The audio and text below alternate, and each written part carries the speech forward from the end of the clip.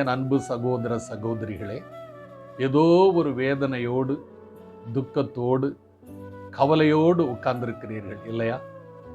வேதம் சொல்லுகிறது. யோவான் 16ஆம் அதிகாரம் 20 மற்றும் 21 பாருங்கள். உங்கள் துக்கம் சந்தோஷமாய் மாறும் என்று எழுதியிருக்கிறது. அது மட்டுமில்லை, ஒருத்தருக்கு ஒரு கவலை, வேதனை, போராட்டம், பிரச்சனை வரும்போது எப்படி இருக்கிறதா, ஒரு பெண் பிரசவ வேதனை படுகிறாள். அந்த நேரத்தில் ரொம்ப கஷ்டப்படுறாங்க, துக்கப்படுறாங்க.